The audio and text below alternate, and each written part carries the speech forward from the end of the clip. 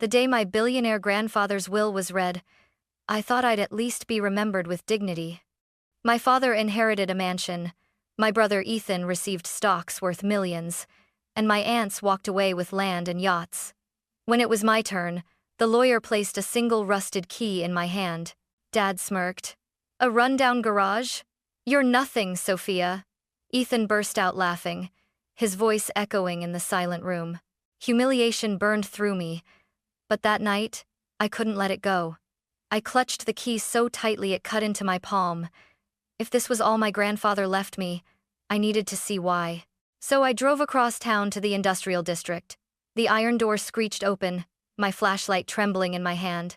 What I saw inside made my heart stop. There was no way my billionaire grandpa left me this. The lawyer's office smelled of old leather and polished wood, the kind of room where legacies were decided and futures destroyed. I sat stiffly in my chair, hands clasped together, pretending not to hear the whispers darting around the room. My heart hammered, but I forced myself to stay composed. Mr. Harper, the family lawyer, adjusted his glasses and cleared his throat. His voice was measured, deliberate, as he read aloud the will my grandfather had left behind. To my son, Richard Carter, I leave the family estate and all properties attached. Dad leaned back in his chair, his mouth curving into a satisfied smile. The room erupted in approving murmurs. To my grandson, Ethan Carter, I leave the investment portfolio valued at approximately $25 million. Ethan smirked, straightening his expensive tie. He gave me a sidelong glance, his eyes glinting with triumph. Guess we know who Grandpa trusted with the real money, he whispered just loud enough for me to hear. I clenched my fists beneath the table, my nails digging into my palms. Names rolled on my aunts, my uncles, even cousins I barely spoke to. They were granted land, shares, even a yacht. Each announcement drew gasps of delight and sly grins. Then came the silence. The lawyer's voice lowered, his gaze shifting to me. To my granddaughter, Sophia Carter, I leave a garage in the industrial district, along with the key to it. The words landed like a thunderclap. For a moment, I thought I'd misheard. My throat tightened, heat rising up my neck as the room fell into an awkward hush. Then Dad broke the silence. He leaned forward, his smile razor-sharp. A garage? That's fitting. His chuckle grew into a laugh, bitter and loud. Even your grandfather knew you'd never amount to anything, Sophia. Ethan doubled over, cackling. Maybe it's filled with old tires and broken tools. Perfect for you, sis. My face burned as the laughter stabbed through me, each sound a reminder of how little they thought of me. Enough.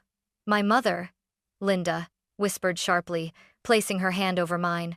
Her eyes shimmered with sympathy. Don't let them get to you.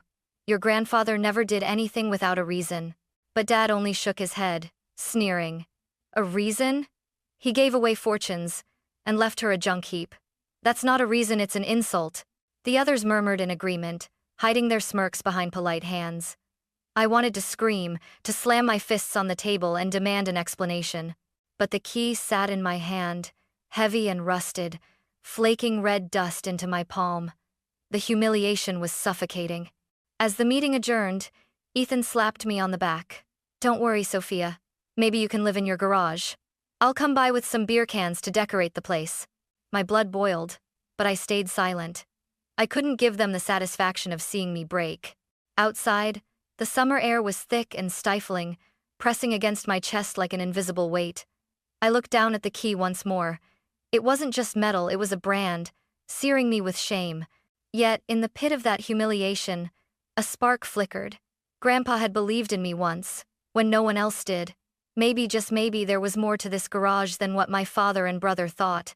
I whispered under my breath, so quiet even I barely heard it. I'll find out, Grandpa. I'll prove them wrong. The next morning, I woke in my cramped apartment to the sound of my alarm buzzing at 6 a.m. The ceiling above me was cracked, a spider web of lines that hadn't been painted in years. I rolled out of bed and brushed past the clutter of secondhand furniture, the kind people donate because they're too embarrassed to sell. This was my reality. While Ethan drove his gleaming sports car to a corner office at his prestigious law firm, I boarded the stifling bus to downtown Chicago. My job as a junior secretary at an insurance company paid just enough to cover rent and instant noodles. Every day I sat at a small desk surrounded by gray partitions, filing endless paperwork and answering phones for bosses who barely remembered my name. At lunch, I ate alone in the break room while my coworkers exchanged inside jokes and flashy weekend plans. They wore designer handbags. I clutched a chipped coffee mug. Whenever Ethan's name came up in family conversations, his promotions, his high-rise apartment, his glamorous girlfriend, my parents' eyes glowed with pride. When it came to me, Dad only sighed, shaking his head like I was some permanent disappointment. I told myself it didn't matter, but every look, every whisper chipped away at me. That evening, as I walked home through the fading city lights, I caught my reflection in a store window. Tired eyes, hair tied back in a messy bun, shoulders slumped under the weight of exhaustion. I barely recognized myself. Back at the apartment, my two roommates laughed on the couch, binging sitcom reruns. I slipped into my tiny room and shut the door, sinking onto the bed. From my nightstand, I picked up the rusted key Grandpa had left me. The metal was cold, jagged against my skin. I remembered the nights we used to sit together on the porch of his farmhouse, the cicadas humming in the summer dark. He'd lean back in his chair, his deep voice weaving stories of his youth. "Life's an adventure, Sophia," he'd tell me. "Don't fear failure. Fear never taking the first step." At the time, I'd smiled politely, never believing those words were meant for me. But now, holding that key, I felt his voice echoing in my chest. Ethan's laughter still rang in my ears. Dad's cruel smirk still burned in my memory. They thought I was nothing. Maybe they were right. My life so far proved them correct. No wealth, no prestige, no place at the family table. But what if Grandpa was giving me a chance? What if this key wasn't just a cruel joke, but something else? I clenched it tighter, my pulse quickening. Tomorrow I'd work another meaningless day at the office, smile at clients, and go home to my peeling apartment walls. But tonight I could choose something different. I stared at the key, under the lamplight. Rust clung to my fingers, staining my skin. Yet beneath the corrosion was metal, solid and unyielding. Maybe, just maybe, that was Grandpa's message. I whispered into the empty room. "You believed in me, didn't you? Even when no one else did." The hum of the city outside filled the silence. My chest tightened with a mix of fear and determination. For the first time in years, I felt the faint stirrings of a purpose I couldn't explain. The night air was heavy when I stepped off the bus, the city's glow fading behind me as I entered the West Side Industrial District. Streetlights flickered weakly, casting broken shadows across rows of abandoned warehouses. The farther I walked, the quieter it became. No traffic, no laughter, just the lonely whistle of wind through rusted metal. The key weighed in my pocket like a curse. Dad's words echoed, "You're nothing, Sophia." Ethan's laughter played on repeat, cruel and sharp. I clenched my fists, my pulse pounding. I could have gone home, crawled into bed, and pretended the garage didn't exist. But humiliation gnawed at me, and a strange defiance rose in my chest. If this was my inheritance, I would face it head-on. Even if it was just rats and dust, I'd prove to myself and to them that I wasn't afraid. I found the building after nearly an hour of walking. It stood squat and forgotten, its concrete walls cracked, streaked with grime. A faded sign above the heavy iron door bore one word: Carter, my surname. I froze, my breath catching in my throat. Grandpa had left this to me, and me alone. The street around me was deserted, the silence broken only by the clink of my shoes against the pavement. My heart thudded like a drum as I pulled the key from my pocket. Rust flaked off in my palm, staining my skin red-brown. I whispered, as if speaking to him, "Why, Grandpa? Why this place?" The key slid into the lock with surprising ease. For a moment, I hesitated, my hand trembling on the cold metal. My mind screamed, "Turn back, walk away, forget this garage." But another voice, the echo of Grandpa's, pushed me forward. "Don't fear failure, Sophia. Fear never taking the first step." I twisted hard. The lock gave way with a dry, metallic clunk. The hinges groaned as I pushed the door, the sound echoing through the empty street like a warning. A gust of stale air hit my face, thick with dust, oil, and time. I switched on my phone's flashlight, its beam weak against the suffocating dark. My stomach tightened as the light swept over rotting crates and rusted tools scattered across a cracked floor. Cobwebs dangled like curtains, swaying in the draft. "So this is it," I muttered bitterly, my voice trembling. My grand inheritance, a graveyard for scrap metal. Yet something pulled me deeper. I stepped inside, each footfall stirring clouds of dust.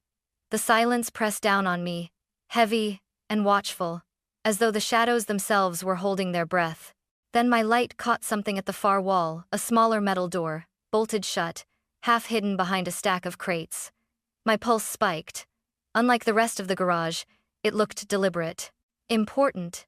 I approached, brushing cobwebs aside, and gasped when I saw the brass plaque screwed into the door. My heart stuttered. The engraving was faint but unmistakable. Sophia's birthday. My knees went weak. My hands trembled so violently I nearly dropped the phone. Grandpa hadn't just left me a garage. He'd left me a message. I staggered back a step, my breathing shallow, staring at the door that seemed to whisper my name. For the first time since holding that cursed key, humiliation melted into something else. Fear, anticipation, and the terrifying sense that whatever lay beyond would change everything. My hands shook so badly I had to steady the flashlight against my chest. The brass plaque gleamed under the thin beam, its letters spelling out my own birthday. Grandpa had left this here for me, no one else. I swallowed hard, wiping my sweaty palms on my jeans, and reached for the lock. It was a combination dial, old and stiff with rust. My heart pounded as I turned the numbers month, day, year, each click loud in the silence. For a second, nothing happened. Then came a soft, deliberate click. The lock released. I froze, staring at it, my breath caught in my throat. My hand hovered over the bolt. Should I open it? What if it was a cruel joke, rats, mold, or nothing at all? But then Grandpa's voice seemed to echo inside me. Don't fear failure, Sophia. Fear never taking the first step. I pulled the bolt. The small door creaked open, revealing a narrow staircase descending into darkness. A wave of cold, damp air rushed up, smelling of earth and metal. My flashlight beam wavered as I pointed it down the steps. Every instinct screamed at me to run, but my feet moved anyway. One step, then another. The iron door clanged shut behind me, sealing me in the shadows. The deeper I went, the colder it grew, until goosebumps prickled across my skin. My breath fogged in the stale air. The stairs ended in a pitch-black basement. I swept the flashlight across the space and froze. The light caught something stacked neatly on iron shelves, row after row glimmering with a dull yellow glow. My heart stuttered. I blinked, unable to believe it. Gold. Dozens. No. Hundreds of solid bars of gold lined the racks, stacked in perfect order. Their surfaces caught the beam and shimmered as if mocking me with their brilliance. My knees buckled. I stumbled forward, reaching out with trembling fingers. The moment I touched one, its cold weight nearly dragged my hand down. I gasped, my pulse roaring in my ears. This can't be real. But it was. Everywhere I turned, gold surrounded me. Not dusty junk, not a forgotten garage. A hidden vault worth more than anything I'd ever dreamed of. I staggered to the center of the basement where a small iron table stood. On it lay a single envelope, sealed with red wax. My name was scrawled across the front in Grandpa's shaky handwriting. For Sophia. My throat closed. Tears stung my eyes as I snatched it up, my fingers trembling so hard I nearly dropped it. I broke the seal and unfolded the letter inside. Dear Sophia, if you are reading this, you have found the vault. What you see is not a gift to keep for yourself. It is a challenge. This gold belongs to those who need it more than you. Your task is to deliver it to the 5 addresses listed on the racks. Everything you need is prepared. I am sorry for placing this burden on you, but I believe you are the only one who can fulfill it. Be strong, Sophia. I have always believed in you. Grandpa, the letter slipped from my fingers, fluttering to the floor. Not mine. Not a reward. A burden. I sank onto the cold concrete, clutching my head. My whole body shook. For years I'd been mocked as worthless, left behind by my family. Now, I had in front of me the power to silence them all, to live the life I'd only dreamed of. Mansions, respect, freedom, everything I'd ever wanted shimmered on those shelves, and Grandpa was asking me to give it all away. I pressed my forehead to my knees, my tears dampening the dusty fabric of my jeans. I didn't know whether to laugh, scream, or cry. The vault seemed to close in on me, its silent glow demanding an answer. "Why, Grandpa?" I whispered into the still air. "Why me?" No reply came. Only the echo of my own voice bouncing back from the concrete walls. But one phrase lingered, written in his shaky hand, cutting deeper than all the rest. "I believe in you." I closed my eyes, the gold's brilliance searing my thoughts. For the first time in my life, I had something powerful in my hands, but it was also the heaviest burden I'd ever known. The envelope lay crumpled beside me, its words still carved into my mind like fire. "This gold is not yours to keep. Deliver it. I believe in you." And I lifted my head slowly, my eyes burning. The gold bars gleamed from their shelves, rows upon rows, each one shimmering like a promise. My breath came in shallow bursts. "Not mine?" I whispered bitterly. "Then whose is it, Grandpa? Why would you leave me this, only to tell me I can't keep it?" I pushed myself to my feet, my knees shaking. My flashlight beams swept over the stacks again, making the vault blaze with light. I stumbled forward and picked up a bar with both hands. It was heavier than I expected, its cold surface biting into my palms. I held it up to my face, my heart racing. "One bar," I muttered, my voice trembling. "Just one. Who would ever know?" Images crashed into my mind, me striding into a dealership, tossing down cash for a gleaming red sports car. Me walking into Ethan's law office, designer heels clicking against marble floors, watching his arrogant smirk fall away. Me handing Dad the title deed to a mansion bigger than his, forcing him to choke on his contempt. I squeezed the bar tighter, my nails scraping against the metal. My chest rose and fell rapidly. For the first time in my life, I could be more than nothing. But then, unbidden, another image came. Grandpa's eyes, warm and steady, the way they had looked at me when I was a little girl. His voice echoed in my ears, cutting through the fever of temptation. "Wealth isn't what you keep for yourself, Sophia, but what you're willing to give away." I dropped the bar, the clang echoing through the vault. My hands shook violently. "Why, Grandpa?" I shouted into the emptiness, my voice cracking. "Why me? Do you know what it's like to be laughed at every day, to be treated like garbage by your own family? You had everything, and you leave me this choice?" Tears blurred my vision. I grabbed another bar, hugging it to my chest like a lifeline. Its weight was crushing, yet intoxicating. I could run. Right now. I could find a buyer on the black market, turn just one bar into millions. I wouldn't have to live in that suffocating apartment anymore. No more instant noodles, no more secondhand clothes, no more sitting alone while everyone else celebrated success. "Maybe he was wrong about me," I whispered, my voice trembling. "Maybe I'm not strong enough. Maybe I don't care about being noble or selfless." The vault was silent, but the memory of his handwriting pierced through me. "Be strong, Sophia. I believe in you." I pressed my back against the cold wall, sliding down until I sat on the floor again, clutching the bar. My mind spun in circles, tugged violently between desire and duty. Every time I imagined holding on to the gold, I felt a wave of relief, a vision of freedom. But every time I thought of Grandpa's voice, guilt seared me like a blade. I buried my face in my hands, my tears soaking my palms. "I don't know what to do," I whispered, broken. Minutes passed. Maybe hours. The air was freezing, the weight of the vault pressing down on me until I could hardly breathe. Finally, with trembling hands, I set the bar back on the shelf. The sound of metal clinking against metal was final, like a lock snapping shut. I wiped my face with my sleeve, my chest aching. "If this is what you wanted, Grandpa, I'll try. But God help me, I don't know if I can." I stood, unsteady but determined, staring at the envelope once more. The list of addresses scribbled inside seemed to glow with their own gravity. 5 destinations. 5 burdens. I clenched the paper in my fist. The temptation still burned like fire in my veins, but beneath it, faint and fragile, a spark of something else flickered. Hope. The paper in my hand felt heavier than the gold itself. 5 addresses, scrawled in Grandpa's shaky handwriting. 5 places that would decide whether I honored him or betrayed him. I packed 1 crate into the back of a borrowed truck, my heart pounding so loudly it drowned out the city's noises. Every time I looked in the rearview mirror, I expected flashing red and blue lights, or a dark car tailing me.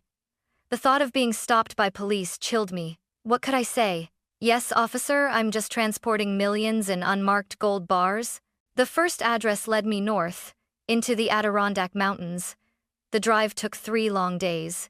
Each stop for gas felt like a death sentence.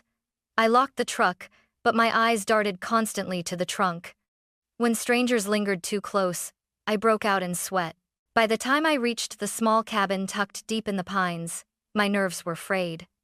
Snow crunched beneath my boots as I dragged the heavy crate up the creaking porch. I knocked, and the door opened to reveal an old man with sharp eyes clouded by age. "Henry?" I asked, my breath fogging in the icy air. He nodded slowly, gripping his cane. "William's granddaughter." His voice cracked, weighted with memory. I pushed the crate inside, my arms trembling from the effort. When Henry saw the gold, his expression didn't change to greed, but sorrow. He ran his weathered hand across the bars like they were relics, not treasure. "During the war," he whispered, his eyes glistening, "your grandfather saved our entire platoon. He took a bullet, and never once called himself a hero, but to us, he was everything." Tears pricked my eyes as Henry gripped my hand. "You have his eyes, Sophia. The eyes of someone who will do what's right, no matter how hard." I couldn't speak. I just nodded, my throat tight, before stepping back into the cold. The second address was a world away. Boston. I ditched the truck, terrified of drawing attention, and chose the train. The gold was wrapped in thick cloth, disguised as cargo. Still, every creak of the wheels, every glance from a passenger made me stiffen.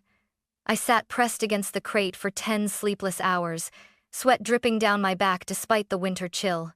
Boston's skyline loomed, sharp and modern. The address led me to a sleek glass high-rise overlooking the harbor. Inside, a man in his 60s stood tall in an immaculate suit. "Charles Donovan," he introduced himself, extending a hand. His grip was firm but not unkind. I opened the crate. The gold glinted under the office lights. Donovan's eyes softened, and a sad smile tugged at his lips. "That's William's style," he murmured, always keeping his word, no matter how impossible it seemed. He poured himself a glass of whiskey and gestured for me to sit. "Your grandfather started from nothing, a car mechanic with dirt under his fingernails. But he built an empire not by cutting throats, but by keeping promises. Integrity, he said, it was a man's greatest wealth." He slid a folded note across the desk. My heart raced as I opened it. In Grandpa's handwriting, just 5 words. "Keep your integrity, Sophia. Gold is secondary." Tears blurred my vision. I clutched the paper as Donovan leaned closer. "He chose you for a reason. Don't doubt that." That night, as I boarded the train back, I pressed the note against my chest. Henry's words about heroism, Donovan's about integrity, they collided with Grandpa's echo in my mind, but temptation still slithered within me. Each time I glanced at the next crate waiting in the storage car, I imagined running, disappearing, living the life of wealth I'd been denied. Yet every time I thought of that, Henry's voice pierced me. "You have his eyes, Donovan's. Gold is secondary, and Grandpa's, steady and unyielding. I believe in you." I closed my eyes, exhaustion pulling me under as the train rumbled into the night. Ahead of me still lay 3 addresses, 3 burdens heavier than any gold bar. And I wondered, would I be strong enough to carry them all? The desert sun was merciless as I drove toward Tucson, Arizona. The truck rattled along the empty highway, its engine groaning under the weight of the last few crates. Sweat soaked through my shirt, stinging my skin. My hands clutched the steering wheel so tightly that my knuckles blanched white. Each mile dragged like a punishment. I hadn't slept properly in days, my mind haunted by temptation, my body aching from lifting crates heavier than I ever imagined. I was exhausted, but I couldn't stop.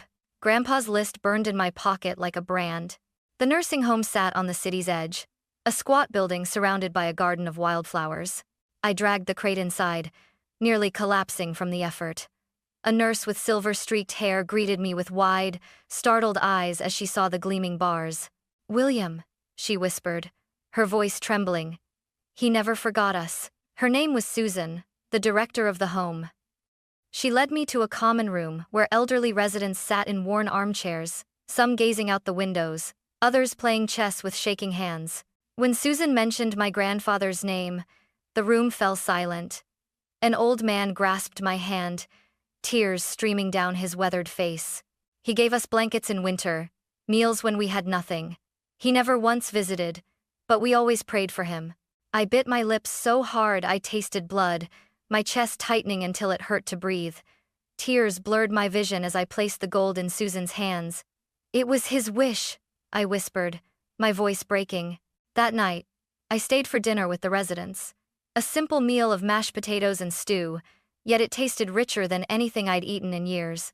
Laughter filled the room, stories of my grandfather spilling from every corner. Pride swelled inside me, but so did pain.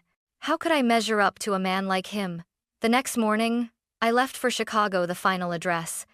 My body screamed for rest, but adrenaline kept me going. The Horizon Charity Foundation towered in the city center, its glass walls reflecting the cold sky. I dragged the last crate through the gleaming lobby, sweat pouring down my temples.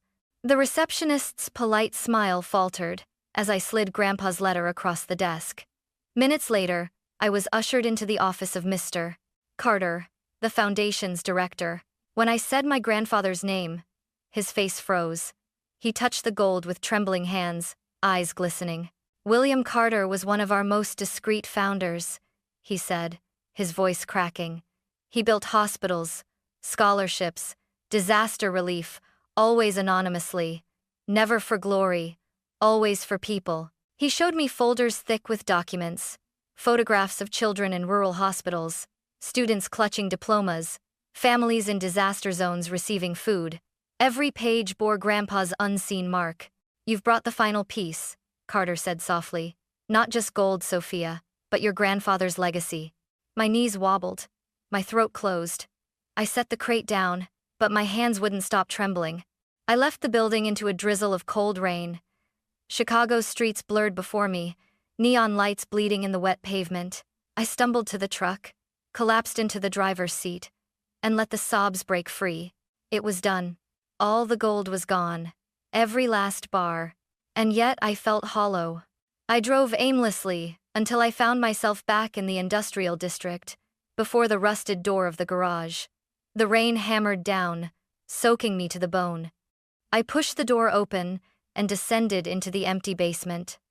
The shelves that once gleamed with fortune now stood barren, shadows stretching like skeletal fingers.